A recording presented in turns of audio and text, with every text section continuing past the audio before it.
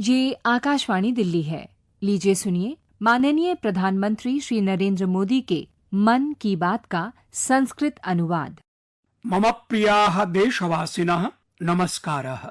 विगतेषु दिनेषु यः विषयः अस्माकं ध्यानम् आकर्षयत् सः अस्ति चित्रव्याघ्रः। चित्रकविषये संवादाय बहवः सन्देशाः आगताः। भवतु नाम उत्तरप्रदेशस्य अरुणकुमार गुप्त महोदयस्य सन्देशः अथवा तेलंगाना प्रान्तस्य एन् रामचन्द्रन् रघुराम महोदयस्य, गुजरातस्य राजन् महोदयस्य भवतु उत दिल्ल्याः सुब्रत महोदयस्य। देशस्य प्रतिकोणं जनाः भारते चित्रकागमने प्रसन्नतां प्रकटितवन्तः। 30,000,000,000 भारतवासिनः प्रसन्नाः सन्ति, गर्वपूरिताः वर्तन्ते। एतदस्ति भारतस्य प्रकृतिप्रेम।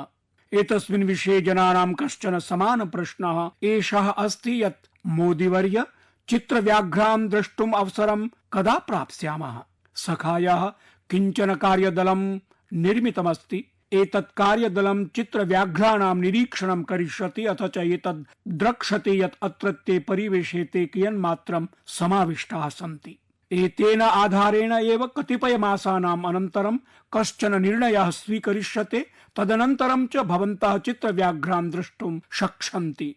परं तावता अहं भवतः सर्वान् कानिचन कार्याणि यच्छन् अस्मि। एतदर्थं माइगोव इत्यस्य पटले एका स्पर्धा आयोजयिष्यते, यस्यां सहयोगार्थं जनान् प्रति आग्रहं करोमि। चित्रव्याघ्रान् अवलम्ब्य वयं यत् अभियानं चालयन्तः स्मः, अन्ततः तस्य अभियानस्य नाम किं भवेत्? अपि वयम् एतेषां सर्वेषां चित्रव्याघ्राणां नामकरणविषये विचारयितुं शक्नुमः यत् एतेषु प्रत्येकमपि केन नाम्ना आह्वयेम। वस्तुतः एतन्नामकरणं यदि पारम्परिकं स्यात् तर्हि उत्तमम्, यतः स्वसमाजेन संस्कृत्या परम्परया रिक्थेन च सम्बद्धं यत् किञ्चित् भवेत् तत् अस्मान् सहजतया स्वं प्रति आकर्षयति। नैतावदेव भवन्तः एतदपि सूचयन्तु यत् कथं मनुष्यैः पशुभिः सह व्यवहरणीयम्। अस्माकं मौलिककर्तव्येषु अपि रेस्पेक्ट् फॉर एनिमल्स् इत्येतदर्थम् आग्रहः कृतः अस्ति। अहं भवतः सर्वान् प्रार्थयामि यत् भवन्तः अवश्यम् एतस्यां स्पर्धायां सहभागं कुर्वन्तु। कः जानाति, कदाचित् पारितोषिकरूपेण व्याघ्रदर्शनस्य प्रथमम् अवसरं भवान् एव प्राप्नुयात्। मम प्रियाः देशवासिनः, अद्य सेप्टेम्बर् मासस्य 25 दिनाङ्के देशस्य प्रखर मानवतावादी चिन्तकस्य महतः सुपुत्रस्य दीनदयाल उपाध्याय वर्यस्य जन्मदिनम् आमान्यते। कस्यचिदपि देशस्य युवानः यथाक्रमं स्वकीये अभिज्ञाने गौरवे च गर्वम् आवहन्ति, ते स्वीयान् मौलिक विचारान् दर्शनानि च तावन्ति एव आकर्षकाणि अनुभवन्ति। दीनदयाल वर्यस्य विचाराणां सर्वथा उत्कृष्टता एषा आसीत् यत् तेन स्वकीये जीवने विश्वस्य विपरिवर्तमानाः बृहत्याः सर्वाः परिस्थितयः दृष्टाः आसन्। सः विचारधारा विषयकाणां संघर्षाणां साक्षी आसीत्। अतएव सः एकात्म मानव दर्शनस्य अन्त्योदयस्य च कञ्चन विचारं देशस्य पुरतः उपस्थापितवान्, यः पूर्णतया भारतीयः आसीत्। दीनदयाल वर्यस्य एकात्म मानव दर्शनम् एतादृशः विचारः अस्ति, यः विचारधारा नाम्ना उत्पन्नेभ्यः द्वन्द्वेभ्यः दुराग्रहेभ्यः च मुक्तिं ददाति। तेन मानव समभावं पुरस्कृतवत् भारतीय दर्शनं पुनः विश्वस्य समक्षम् उपस्थापितम्। अस्माकं शास्त्रेषु उक्तमस्ति, आत्मवत् सर्वभूतेषु, अर्थात् वयं प्रतिजीवं समानं मन्येमहि, आत्मनः सदृशं व्यवहराम। आधुनिके सामाजिके राजनीतिके परिप्रेक्ष्ये चापि भारतीय दर्शनं कथं विश्वस्य मार्गदर्शनं कर्तुं प्रभवति इत्येतद् अस्मान् अशिक्षत् दीनदयाल वर्यः। एक प्रकारेण स्वतन्त्रतायाः अनन्तरं देशे या हीन भावना आसीत्, ततः स्वातन्त्र्यं प्रदाप्य सः अस्माकीनां स्वीयां बौद्धिक चेतनाम् अजागर्यत। सः वदति स्म, अस्माकं स्वतन्त्रता तदा एव सार्था भवितुम् अर्हति यदा सा अस्माकं संस्कृतेः अभिज्ञानस्य च अभिव्यक्तिं कुर्यात्। एतद् विचाराधारेण सः देश विकासाय दृष्टिपथं निर्मितवान्। दीनदयाल उपाध्याय वर्यः कथयति स्म यत् देशस्य प्रगतेः मानाङ्कः अन्तिमे स्थितः जनः भवति। स्वतन्त्रतायाः अमृतकाले वयं दीनदयाल वर्यं यावत् ज्ञास्यामः, तेन यावत् शिक्षिष्यामः, तावत् एव देशम् अग्रे नेतुं प्रेरणां प्राप्स्यामः। मम प्रियाः देशवासिनः, अद्य आरभ्य 3 दिनानन्तरम् अर्थात् सेप्टेम्बर् मासस्य 28 दिनाङ्के अमृत महोत्सवस्य किञ्चन विशिष्टं दिनम् आगम्यमानम् अस्ति। एतस्मिन् दिने वयं भारतमातुः वीरसुपुत्रस्य भगत सिंहस्य जयन्तीम् आचरिष्यामः। भगत सिंह वर्यस्य जयन्त्याः पूर्वमेव तस्मै श्रद्धाञ्जलि स्वरूपः कश्चन महत्वपूर्ण निर्णयः कृतः। एतद्धि निर्धारितं यत् चण्डीगढस्थस्य विमानपत्तनस्य नाम अधुना हुतिङ्गतस्य भगत सिंह वर्यस्य नाम्ना स्थापयिष्यते। चिरप्रतीक्षितं हि एतदासीत्। अहं पञ्जाबं, चण्डीगढं, हरियाणां च समेत्य देशस्य सर्वजनेभ्यः एतस्य निर्णयस्य अनन्ताः शुभकामनाः प्रकटयामि। सखायाः, स्वीयेभ्यः स्वातन्त्र्यवीरेभ्यः प्रेरणां स्वीकुर्याम। तेषाम् आदर्शमार्गम् अनुसरन्तः तदीय स्वप्नानां भारतं रचयेम। एषः हि तान् प्रति अस्माकं श्रद्धाञ्जलिः भवति। हुतात्मनां स्मारकाणि, तदीय नाम्ना स्थानानि अथ च संस्थानानां नामानि अस्मान् कर्तव्याय प्रेरयन्ति। कतिपय दिनानि पूर्वम् एव देशः कर्तव्यपथे नेतृवर्यस्य सुभाष चन्द्र बोसस्य मूर्तिस्थापनेन अपि एतादृशम् एकं प्रयासं कृतवान्। अधुना हुतात्म भगत सिंहस्य नाम्ना चण्डीगढ विमानपत्तनस्य नाम एतस्यां दिशि इतोपि एकः पदक्षेपः अस्ति। अहम् इच्छामि अमृत महोत्सवे यथा वयं स्वातन्त्र्यवीरैः सम्बद्धान् अवसरान् आचरन्तः स्मः, तथैव सेप्टेम्बर् मासस्य 28 दिनाङ्के अपि प्रत्येकं युवा कञ्चन नूतनं प्रयासम् अवश्यं कुर्यात्। मम प्रियाः देशवासिनः, भवतां सर्वेषां पार्श्वे सेप्टेम्बर् मासस्य 28 दिनाङ्कम् आमानयितुम् एकम् इतोपि किञ्चन कारणम् अस्ति। अपि जानन्ति किं तत्? अहं तु केवलं शब्दद्वयं कथयिष्यामि, परमहं जानामि भवताम् उत्साहः चतुर्गुणितः वर्धिष्यते। एतौ च शब्दौ स्तः सर्जिकल स्ट्राइक इति। वृद्धः ननु उत्साहः? अस्माकं देशे अमृत महोत्सवस्य यद् अभियानं चलदस्ति तत् पूर्णमनोयोगेन वयम् आचरेम, स्वप्रसन्नताः सर्वैः सह प्रकटयाम। मम प्रियाः देशवासिनः, कथ्यते यत् जीवन संघर्षे तप्त व्यक्तेः समक्षं कापि बाधा न अवतिष्ठते। दैनिक जीवनचर्यायां वयम् एतादृशान् अपि कतिपय सहयोगिनः अपि पश्यामः, ये कामपि शारीरिक समस्यां सम्मुखीकुर्वन्तः सन्ति। बहवः एतादृशाः अपि जनाः सन्ति ये खलु श्रोतुम् असमर्थाः, उक्त्वा वा स्ववार्ताम् उपस्थापयितुम् अशक्ताः। एतादृशेभ्यः सखाभ्यः सर्वथा बलं भवति साइन लैंग्वेज इत्युक्ते सांकेतिक भाषा। परं भारते आबहुः कालात् समस्या आसीत्, यतः सांकेतिक भाषायै केचन स्पष्टाः भावाः निर्धारिताः नासन्, मानकता नासीत्। एताः समस्याः दूरीकर्तुम् एव 15,200 वर्षे भारतीय सांकेतिक भाषानुसंधान प्रशिक्षण केन्द्रस्य स्थापना जाता। मम प्रसन्नता अस्ति यत् संस्थानम् एतत् अधुनावधि 10,000 शब्दानाम् अथ च भावानां मुद्राणां वा शब्दकोशं सज्जीकृतवदस्ति। दिनद्वय पूर्वम् अर्थात् सेप्टेम्बर् मासीये 23 दिने सांकेतिक भाषा दिनावसरे अनेकेषु विद्यालयीय पाठ्यक्रमेषु अपि सांकेतिक भाषा माध्यमम् आरब्धम्। सांकेतिक भाषायाः निश्चित मानकताम् अनुवर्तयितुं राष्ट्रिय शिक्षा नीतौ अपि अत्यन्तं बलं विहितम्। सांकेतिक भाषायाः यः शब्दकोशः निर्मितः तस्य चलचित्र निर्मिति पुरस्सरमपि तस्य प्रसारः क्रियमाणः अस्ति। यूट्यूब इति संचार माध्यमे अपि अनेके जनाः अनेकानि संस्थानानि भारतीय सांकेतिक भाषायाः स्वकीयाः वाहिन्यः आरब्धवन्तः। अर्थात् 17 वर्षाणां पूर्वं सांकेतिक भाषा विषयकं यद् अभियानं देशे आरब्धम्, अधुना तस्य लाभः लक्ष संख्याकेभ्यः मम दिव्यांग भ्रातृभगिनीभ्यः जायमानः अस्ति। हरियाणा निवासिनी पूजा महोदया तु भारतीय सांकेतिक भाषया अत्यन्तं प्रसन्ना अस्ति। पूर्वं सा स्वपुत्रेण सह संवादम् एव न कर्तुं शक्नोति स्म, परम् 18-2000 वर्षे सांकेतिक भाषायाः प्रशिक्षणं प्राप्य मातृपुत्रयोः द्वयोः अपि जीवनं सरलं जातम्। पूजा महोदयायाः पुत्रः अपि सांकेतिक भाषां पठितवान्, अथ च अनन्तरं स्वकीये विद्यालये कथाकथन स्पर्धायां पारितोषिकमपि विजितवान्। एवं प्रकारेण एव टिंकाजी इत्यस्याः 6 वर्षीया पुत्री अस्ति या श्रोतुं न शक्नोति। टिंकाजी महोदया स्वपुत्रीं सांकेतिक भाषा पाठ्यक्रमं पाठितवती, परं सा स्वयं तां सांकेतिक भाषां न जानाति स्म। एतेन कारणेन सा स्वपुत्र्या सह संवादं न कर्तुं शक्नोति स्म। अधुना टिंकाजी वर्या अपि सांकेतिक भाषायाः प्रशिक्षणं स्वीकृतवती। अधुना च उभे अपि मातृपुत्र्यौ परस्परं सम्यक् संवादं कुरुतः। एतेषां प्रयासानाम् अत्यधिकं लाभः केरलस्य मञ्जुवर्यायै अपि अभवत्। मञ्जुवर्या जन्मतः एव श्रोतुम् अशक्ता अस्ति।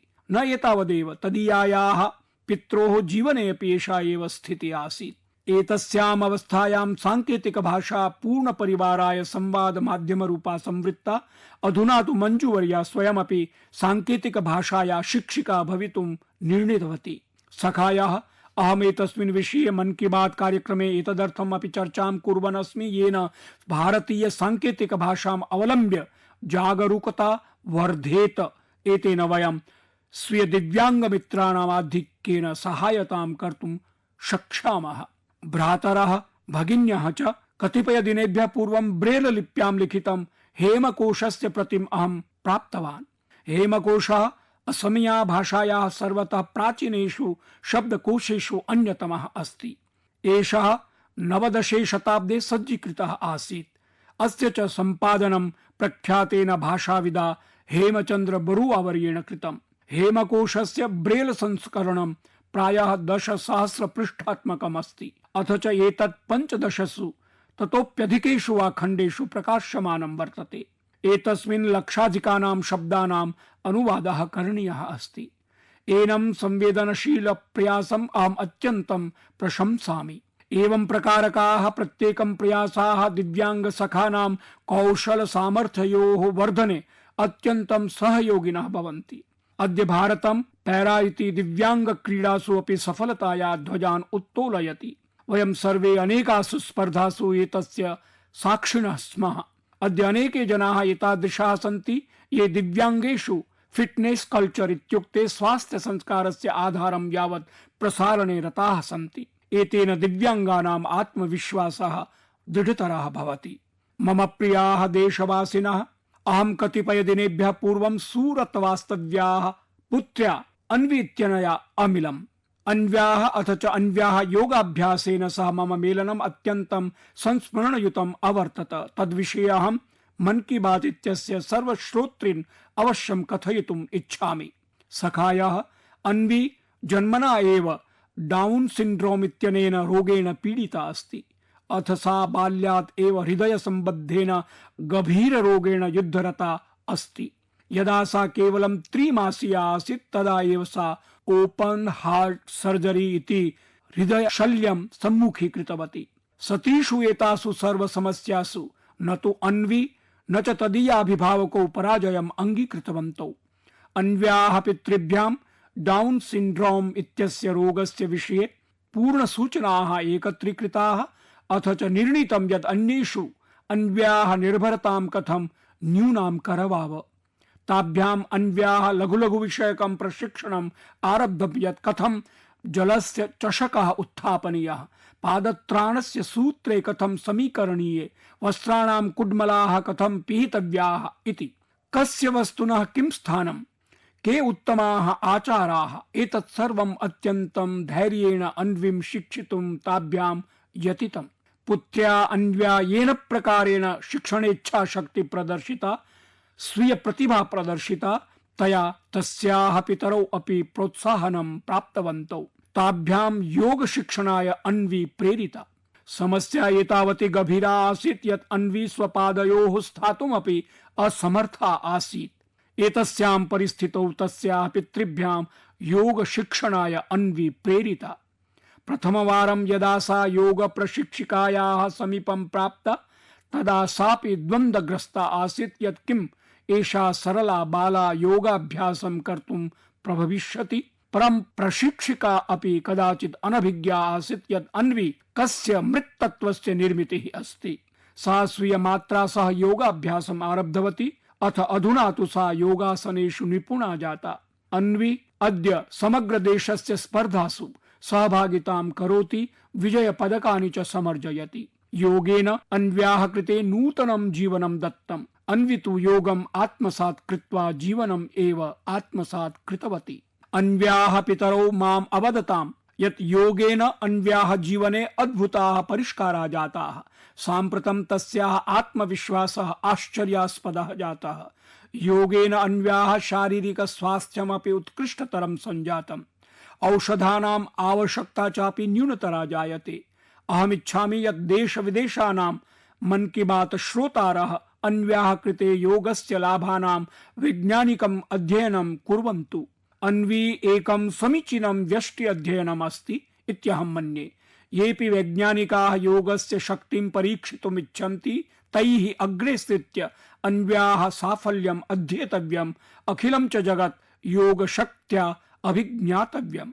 एतादृशं किमपि अनुसन्धानं विश्वे डाउन सिंड्रोम इत्यनेन पीडितानां बालानां कृते प्रभूतं साहाय्यं कर्तुं शक्नोति। अखिल जगता स्वीकृतमस्ति यत् योगाचरणं शारीरिक मानसिक कल्याणार्थम् अतीव प्रभावी वर्तते। विशेषतः मधुमेह रक्तचाप संबद्धासु समस्यासु योगाचरणं बहु सहायकं भवति। योगस्य एतादृशीं शक्तिं स्वीकृत्य संयुक्त राष्ट्र संघेन प्रतिवर्षं जून मासीयः 21तमः दिनाङ्कः अन्ताराष्ट्रिय योग दिवसत्वेन आचरितुं निर्णीतम्। साम्प्रतं संयुक्त राष्ट्र संघेन भारतस्य अन्यमेकम् अभियानम् अनुमोदितम्। भारतीय उच्च रक्तचाप नियंत्रण कल्पः इत्याख्यः प्रयासः 2017 वर्षे आरब्धः। अस्य अंतर्गतं रक्तचाप समस्याभिः पीडितानां लक्षशो जनानां चिकित्सा शासकीय सेवा केन्द्रेषु सम्पाद्यते। एतेन उपक्रमेण यथा अन्ताराष्ट्रिय संघटनानां ध्यानम् आकर्षितं तन्नूनम् अपूर्वमस्ति। एषः प्रयासः अस्माकं सर्वेषां कृते उत्साहवर्धकः अस्ति यत् येषामपि चिकित्सा संवृत्ता तेषु प्रतिशतं 50 प्रायाणां रक्तचापं नियन्त्रितं जातम्। अहम् अस्य उपक्रमस्य कृते कार्यं कुर्वद्भ्यः सर्वेभ्यः जनेभ्यः वर्धापनं व्याहरामि ये स्वीयेन निरन्तर परिश्रमेण एतं सफलं कृतवन्तः। सखायाः मानव जीवनस्य विकास यात्रा सततं जलेन सम्बद्धा वर्तत। समुद्रः भवेत् नदी वा तडागः वा।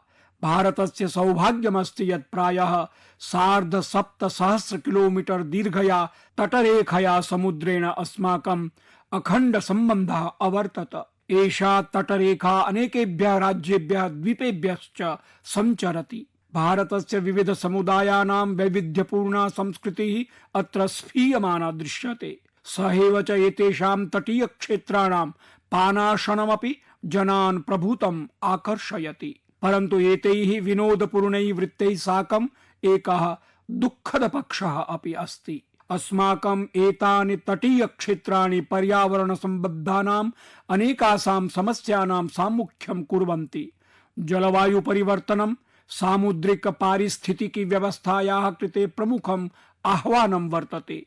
अपरपक्षे च अस्माकं समुद्र तटेषु मालिन्यमपि क्षोभकरं वर्तते। एतेषाम् आह्वानानां सम्मुखीकरणार्थम् अनारतं गम्भीर प्रयासानुष्ठानम् अस्माकं दायित्वमस्ति। अत्राहं देशस्य तटीय क्षेत्रेषु स्वच्छ सागरः सुरक्षित सागरः इति तटीय स्वच्छतायाः प्रयासविषये वक्तुम् इच्छामि। जुलाई मासे 5 दिनाङ्के आरब्धम् एतदभियानं सेप्टेम्बर मासस्य 17 दिने सम्पादितम्। अयं दिवसः तटीय स्वच्छता दिवसः अपि अवर्तत। स्वतन्त्रतायाः अमृत महोत्सवे आरब्धम् इदम् अभियानं पंचसप्ततेः दिवसेभ्यः प्राचलत्। एतस्मिन् जनसामान्यस्य सहभागित्वं दर्शनीयम् अभवत्। एतस्मिन् अवधौ आहत्य सार्ध-2 मासपर्यन्तं स्वच्छतायाः अनेके कार्यक्रमाः सम्पादिताः। गोवा प्रदेशे सुदीर्घा मानव श्रृंखला निर्मिता। काकिनाडा नगरे गणपति विसर्जन समये जनाः कृतकानां दुष्प्रभाव विषये बोधिताः। एनएसएस संस्थायाः प्रायः 5,000 युवजनैः 30 टन मिताधिकं कृतकं संगृहीतम्। ओडिशा राज्ये 3 दिवसेषु 20,000-अधिकैः विद्यालयीय छात्रैः प्रतिज्ञप्तं यत् ते स्वपरिवारस्य परिवेशस्य च जनान् स्वच्छ समुद्रः सुरक्षित समुद्रश्च इत्यस्य कृते प्रेरयिष्यन्ति। अहमस्मिन् अभियाने भागं गृहीतवद्भ्यः सर्वेभ्यः जनेभ्यः वर्धापनं व्याहरामि। यदाहं निर्वाचितप्रतिनिधिभिः विशेषतः नगराणां महापौरैः ग्रामाणां सरपञ्चैः च साकं सम्भाषे तदा तान् अवश्यम् अध्यर्थयामि यत् तैः स्वच्छता सदृशेषु प्रयासेषु स्थानीय समुदायाः संघटनानि च अवश्यं समावेशनीयानि। कार्यं चैतत् नवाचार पद्धत्या सम्पादनीयम्। बेंगलुरु नगरे दलमेकं यूथ फॉर परिवर्तन इत्यस्ति। विगतेभ्यः 8 वर्षेभ्यः एतत् दलं स्वच्छतादि सामुदायिक कार्येषु संलग्नं वर्तते। एतस्य आदर्शवाक्यं सुस्पष्टम् अस्ति, परिवादं त्यजतु प्रयासं करोतु इति। एतेन दलेन अद्य पर्यन्तं नगरे 70,300 मितानां स्थानानां सौन्दर्यीकरणं सम्पादितम्। प्रत्येकं स्थाने यूथ फॉर परिवर्तन अभियानेन 100-15 मिताः नागरिकाः संयोजिताः। प्रति रविवासरम् अयं कार्यक्रमः प्रातः आरभ्य मध्याह्नपर्यन्तं प्रचलति। अस्मिन् कार्ये अवकराः तु अपसार्यन्ते एव। भित्तिषु चित्रणं कृत्वा कलात्मक रेखाचित्राणाम् आलेखनमपि सम्पाद्यते। केषुचित् स्थानेषु प्रसिद्ध जनानाम् आरेखाः उत्प्रेरक सन्देशाः चापि द्रष्टुं शक्यन्ते। बेंगलुरु नगरस्य यूथ फॉर परिवर्तन प्रयासानन्तरम् अहं मेरठ नगरस्य कबाड़ से जुगाड़ इत्यभियान विषयेपि विज्ञापयितुम् इच्छामि। एतद् अभियानं पर्यावरण संरक्षणेन सहैव नगरस्य सौन्दर्यीकरणेनापि सम्बद्धम् अस्ति।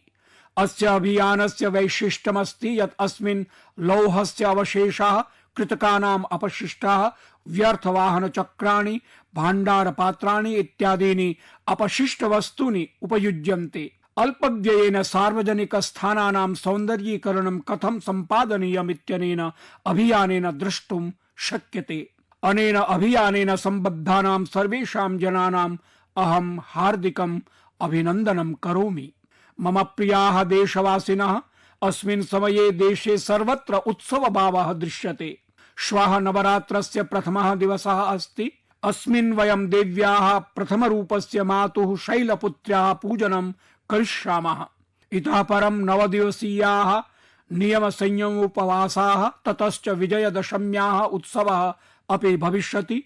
एकदृशा विचारेण पश्यामः यद् अस्माकं पर्वसु आस्था अध्यात्म सहितः कियान् गहन सन्देशः समाहितः इति। अनुशासनेन संयमेन च सिद्धि प्राप्तिः, तदनन्तरं च विजय पर्व एषः एव जीवने कस्यापि लक्ष्य साधनस्य मार्गः भवति। दशहरा पर्वानन्तरं धनतेरस अपि च दीपावली उत्सवः अपि आगमिष्यति। सखायाः, विगत वर्षेभ्यः अस्माकम् उत्सवैः सह देशस्य नूतनः संकल्पः अपि सम्बद्धः अस्ति। भवन्तः सर्वे जानन्ति, एषः संकल्पः वोकल फॉर लोकल इत्यस्य वर्तते। साम्प्रतं वयम् आत्मनः पर्वाणाम् उत्साहे स्थानीय कर्मकरान्, शिल्पिनः, व्यापारिणः चापि समावेष्टुं शक्नुमः।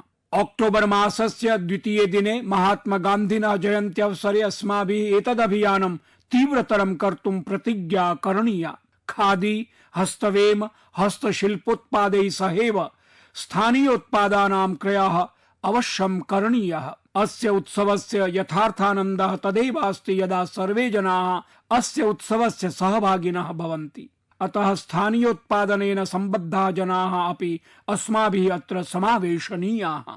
अस्य उत्तमः उपायः अस्ति यद्वयम् उत्सवेषु यत्किमपि उपहारत्वेन यच्छामः तस्मिन् स्थानीयोत्पादः समावेशितः स्यात्। अस्मिन् समये अभियानमिदम् एतत् कृतेपि विशिष्टं यतो हि वयं स्वातन्त्र्यस्य अमृत महोत्सवे आत्मनिर्भर भारतस्य लक्ष्यमपि साधयामः। यद्धि स्वतन्त्रतायाः सैनिकानां कृते यथार्थः श्रद्धाञ्जलिः भविष्यति। अतएवाहं भवद्भ्यः निवेदयामि यदस्मिन् समये खादी हस्तवेम हस्तशिल्पोत्पादानां क्रयस्य नूतनं कीर्तिमानं स्थापयन्तु। अस्माभिः दृश्यते यद् उत्सवेषु वस्तूनां संस्थापने स्यूतबन्धने च कृतकानां बहुधा उपयोगः भवति। स्वच्छता पर्वसु कृतकस्यूतानां हानिकारकः अपव्ययः अस्माकम् उत्सवानां भावनायाः विरोधी अस्ति। अतः अस्माभिः केवलं स्थानीय स्तरे निर्मितानाम् अकृतकपुटकानाम् उपयोगः करणीयः। अस्माकं परिवेशे जूट इति पट्टशणस्य कार्पासस्य कदलीफलानां बहूनां पारम्परिकपुटकानां प्रयोगः पुनः वर्धमानः अस्ति। अस्माकं दायित्वमस्ति यत् उत्सवानाम् अवसरे एतेषां वर्धनं करणीयम्। स्वच्छतया च साकम् आत्मनः पर्यावरणीय स्वास्थ्यस्य चापि पालनं व्यवहरणीयम्। मम प्रियाः देशवासिनः, अस्माकं शास्त्रेषु उक्तमस्ति परहित सरिस धर्म नहीं भाई इति, अर्थात परसेवा परोपकार सदृशः धर्मः अन्यः न विद्यते। विगतेषु दिनेषु देशे समाज सेवायाः एतादृशायाः एव भावनायाः अन्यः एकः दृष्टान्तः परिलक्षितः। भवद्भिः अपि दृष्टं भवेत् यत् जनाः अग्रे सृत्वा कञ्चित् क्षयरोगिणं स्वीकुर्वन्ति, तस्य पौष्टिक आहारस्य दायित्वं गृह्णन्ति। वस्तुतः एषः क्षयरोग मुक्त भारताभियानस्य अङ्गः अस्ति। जनसहयोगः कर्तव्यबोधश्च अस्य आधारः वर्तते। सम्यक् पोषणेन यथा समयं योग्यौषध सेवनेन च क्षयरोगस्य चिकित्सा संभाव्या अस्ति। मम विश्वासः अस्ति यत् जनसहयोगस्य अनया शक्त्या भारतं 25-द्विसहस्र वर्ष पर्यन्तं निश्चितरूपेण क्षयरोग मुक्तं भविष्यति। सखायः संघ शासितेभ्यः दादरा नगर हवेली दमन दीव प्रदेशेभ्यः अपि मया एतादृशम् उदाहरणम् अवाप्तं यत् हृदयग्राह्यम् अस्ति। अत्र आदिवासी क्षेत्रवासिन्या जिनु रावतिया इत्यनया लिखितमस्ति यद् अत्र प्रवर्तमाने ग्राम दत्तक कार्यक्रमे चिकित्सा महाविद्यालयस्य छात्रैः 50 मिताः ग्रामाः स्वीकृताः सन्ति। एतेषु जिनु महाभागायाः ग्रामः अपि अन्यतमः वर्तते। एते चिकित्सा छात्राः रोग परिहारार्थं ग्रामीणान् जागरूकान् कुर्वन्ति, रोगे सति साहाय्यम् अपि कुर्वन्ति, सर्वकारस्य योजनानां विषये अपि सूचनां ददति। एतया परोपकार भावनया ग्रामजनानां जीवने नूतन सुखं समायातम्। एतस्य कृते अहं चिकित्सा महाविद्यालयस्य सर्वेभ्यः छात्रेभ्यः वर्धापनं व्याहरामि। सखायाः मन की बात संदर्भे निरन्तरं नूतन विषयेषु चर्चाः भवन्ति। अनेकवारम् अस्य कार्यक्रमस्य माध्यमेन वयं केषाञ्चन पुरातन विषयाणां पुनरीक्षणस्य गभीरावसरम् अपि प्राप्नुमः। विगते मासे मन की बात इत्यस्मिन् अहं स्थूलान्न विषये अपि च 23-द्विसहस्रतम वर्षम् अन्ताराष्ट्रिय यववर्षत्वेन मानितुं चर्चां कृतवान्। विषयेऽस्मिन् जनाः अतीव उत्सुकाः सन्ति। एतादृशानि बहूनि पत्राणि मया प्राप्तानि, येषु जनाः सूचयन्ति यत् कथं तैः कोदो अन्नं स्वीय दैनन्दिन भोजनस्य अंशत्वेन स्थापितम्। अनेकैः जनैः कोदो निर्मितानां पारम्परिक व्यञ्जनानां विषये अपि सूचितमस्ति। एते महत् परिवर्तनस्य संकेताः सन्ति। जनानाम् उत्साहमेनं दृष्ट्वा अहं मन्ये यद्वयं मिलित्वा एकम् ई-पुस्तकं सज्जीकरवाम, यस्मिन् जनाः यवनिर्मितानि व्यञ्जनानि स्वीयानुभवान् च संविभाजयितुं पारयन्तु। एते महत् परिवर्तनस्य संकेताः सन्ति। जनानाम् उत्साहमेनं दृष्ट्वा अहं मन्ये यद्वयं मिलित्वा एकम् ई-पुस्तकं सज्जीकरवाम, यस्मिन् जनाः यवनिर्मितानि व्यञ्जनानि स्वीयानुभवान् च संविभाजयितुं शक्नुयुः। एतेन अन्ताराष्ट्रिय यववर्षस्य आरम्भात् पूर्वमेव अस्मत्सकाशं कोदो विषयकः विश्वकोशः सन्नद्धः भविष्यति। तदा चैषः माई गोव पोर्टल उपरि प्रकाशयितुं शक्यते। सखायाः मनोगतमित्यस्मिन् एतद्वारम् एतावदेव परं प्रतिष्ठन् अहं भवद्भ्यः राष्ट्रिय क्रीडानां विषयेऽपि वक्तुम् इच्छामि। गुजराते सेप्टेम्बर मासे 29तमे दिने राष्ट्रिय खेलानाम् आरम्भः भविष्यति। एषः अतीव विशेषावसरः, यतो हि राष्ट्रिय क्रीडानाम् आयोजनं बहुवर्षेभ्यः परं क्रियते। कोविड महारोग कारणात् प्राक्तनानि आयोजनानि निरस्तीकृतानि आसन्। अस्याः क्रीडा स्पर्धायाः सहभागिभ्यः प्रत्येकं क्रीडकाय मम शुभकामनाः। एतेषु दिनेषु क्रीडकानाम् उत्साहवर्धनार्थम् अहं तेषां मध्ये एव स्थास्यामि। भवन्तः सर्वेपि राष्ट्रिय क्रीडानाम् अन्वीक्षणेन स्वीय क्रीडकान् प्रोत्साहयन्तु। साम्प्रतमहं प्रस्थानं करोमि। आगामिनि मासे मन की बात प्रसारणे पुनः नूतन विषयैः सह पुनः मेलिष्यामः। धन्यवादः, नमस्कारः। अभी आप माननीय प्रधानमंत्री श्री नरेंद्र मोदी के मन की बात का संस्कृत अनुवाद सुन रहे थे। ये कार्यक्रम आकाशवाणी के दिल्ली केंद्र से प्रसारित किया गया।